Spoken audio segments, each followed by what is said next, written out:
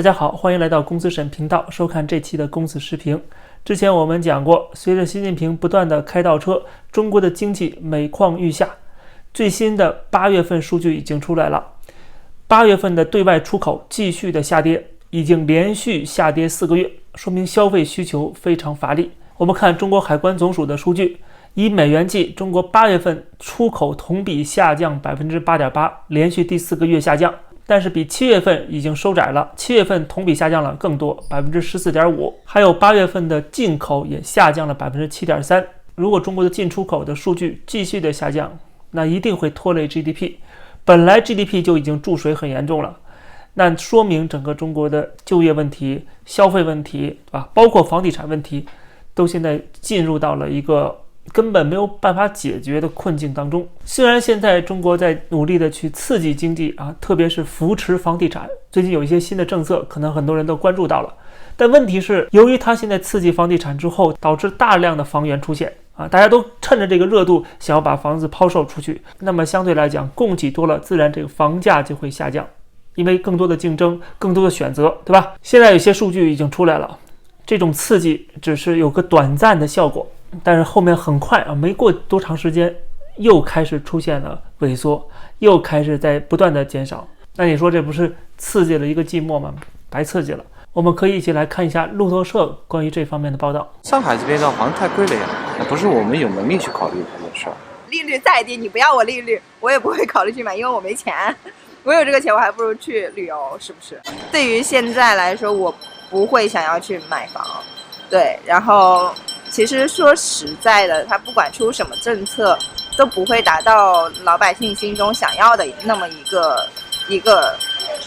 就是一个点会触动我们去买房。 But then if the sales continue to decline or do not have material impact from the policy easing, then we may continue to see the price decline here. 我同意影片当中专家的说法，就这个销售量可能会回升，但是也是短暂的。总体而言，它还是下降趋势，因为它根本改变不了中国的经济结构，那你就没有办法从根本上解决这个问题。除了进出口数据和房地产数据不好看以外，还有就是中国的汇率。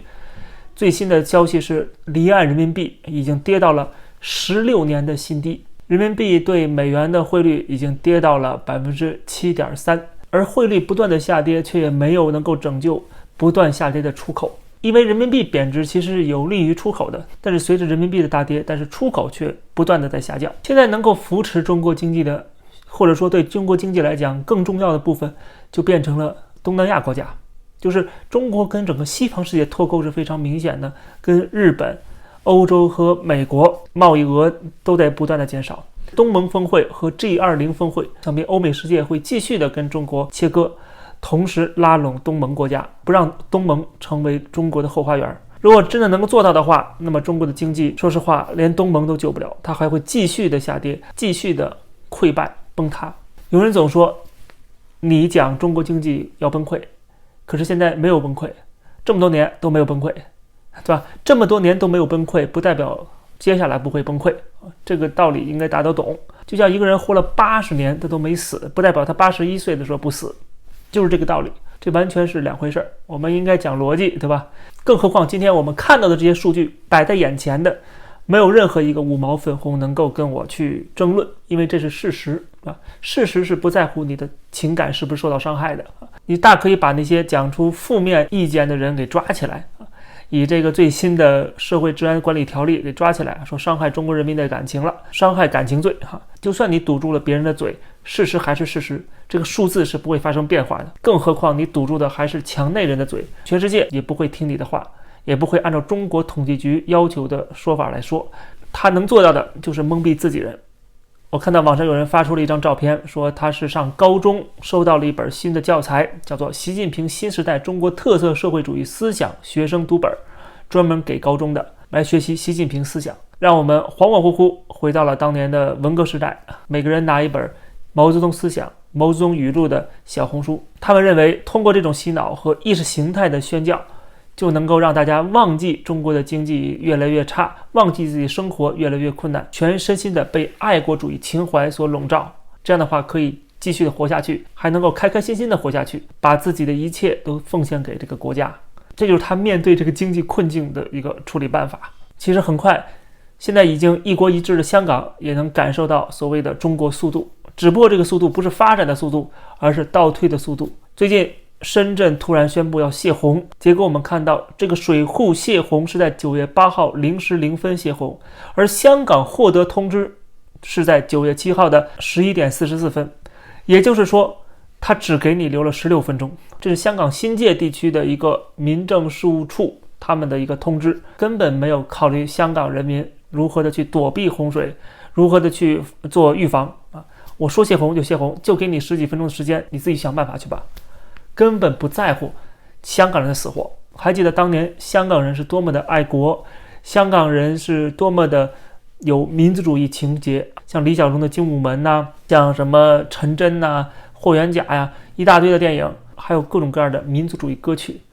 什么万里长城永不倒之类的。你既然想当中国人，那你就只能享受中国人的待遇，就是韭菜的待遇。当然这么说可能香港人不愿意了，但是你不愿意的话，就应该反省一下过去是不是做错了，过去的思想是不是有问题，现在的斗争方式是不是要加以改变。我这样的打击香港人或者打击台湾人或者打击任何人啊，不是说希望你不好，我反而是希望大家能够受到打击之后做一个反省，然后能够有一些改变，然后对中共能够有更清晰的认知，不要玻璃心，不要因为我讽刺一句你就玻璃心了。如果你真的想成大事，实现本民族的自由和民主，那就需要形成一个坚固的政治和民族共同体才行，就必须要跟中国进行切割。我说过，对付中共最好的办法就是各民族的反抗，各民族的团结。注意，民族主义这本身是一个中性词汇，它既可以被一个专制政府来利用，当作洗脑的一个工具，它同时也可以被人民来利用，作为捍卫自己权利去抗争一个专制统治的工具，谁都可以拿来用。我只希望有人能够拿这个来用作好的方面，而不是现在被共产党政府来利用作坏的方面。其实关于这个事儿呢，我还可以引申到台湾，但是呢，我想放在下一期节目来讲啊，因为我看到的端传媒一篇报道是专门讲到在台湾读书的那些中国大陆的学生他们的感受，我觉得特别有意义，跟大家到时候来聊一聊啊，就是这个民族共同体的问题。在这里我就先把这个问题一笔带过。那么好，中国经济越来越差，这不是我们看到的，是全世界都看到的。据最新的消息，挪威央行正式宣布他们裁撤在上海的办事处的人员。挪威央行旗下的这家投资管理公司实际上就是挪威的主权基金，他们拥有 1.4 万亿美元的资产，在中国投资也有超过420亿。他们目前在新加坡拥有45名员工处理亚洲业务，现在撤销了上海办事处，也可以看得出他们的重心正在转移，正在放弃中国市场。纽约时报还总结了最近这几家跨国财团他们的一些做法，比如说高盛就改变了他们5年计划，解聘了1/10的员工，还有加拿大的安省的退休基金会，他们宣布关闭在上海的一个投资团队，解聘了5个人。去年11月，穆迪关闭了在中国运营的风险管理部门，解聘了大约100人。穆迪同时还关闭了在北京、上海、深圳的办事处。这些动作都是用脚投票。不管你怎么嘴上说，哎呀，我们中国经济太棒了，我们现在太有希望了，我们可能要超越美国，怎么说都没关系。但是人家用实际行动来证明了他们到底是怎么想的。那么最后还有2件事也可以提一下。一件事是我们加拿大特鲁多政府正式的宣布任命一名法官，公开调查中国对加拿大选举的渗透。那这件事情本身呢，一直被加拿大政府给盖住啊，同时呢，也是尽可能的不去公开的去进行调查。但是由于反对声音太大了，压力太多，而且明年还有大选，所以他没有办法啊，这个在压力之下只能这么做。其实中国的渗透我们都知道，对加拿大的现在的自由党是有好处的，因为他们是希望自由党能够执政，而不是对华更强硬的保守党。但是眼看着现在的民调显示自由党落后于保守党，很多人觉得特鲁多干了这么多年了，该下台了。所以这种情况下，他们的压力很大啊。这个如果再去遮遮掩掩，再去拒绝公开调查的话，那真的会被人认为你是在跟中国勾结的，或者是利用中国的渗透来帮助你的议员获胜。那如果加拿大人是这么想的话，那还有自由党好果子吃吗？所以他也没有办法公开去调查。那么我们会进一步的等待看一下这个调查的结果是什么。虽然我们基本上十有八九都已经清楚了，但是还是想看一下最终的结论和具体如何去防范抗衡中国统战渗透的具体办法是什么。另外就是加拿大的选举，未来如果保守党上台了，那恐怕跟中国的关系还会进一步恶化。所以我早就说过，在加拿大的这些中共统战部门，什么这些华人组织这些人他们活跃蹦跶的日子不多了。那最后是彭博社的一篇爆料，他提到2名印度高官透露，在美国跟印度的商讨之下，印度的国防部在6周前开始研究台海战争，特别是在中国入侵台湾的时候，印度该做些什么。他们现在有2个选项，一个是把印度当做一个后援的基地，提供台湾抵抗中共入侵的一些物资。那另外一个办法呢，就是介入战争，直接介入了，不是在台海介入，他直接掏你老巢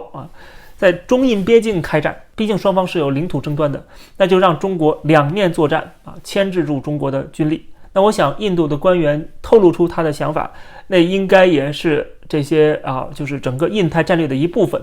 就是美国跟印度商量好的，把这个消息透露出来，实际上是给中国压力，对中国产生一个震慑力，让你不敢在台海轻举妄动。因为你轻举妄动的话，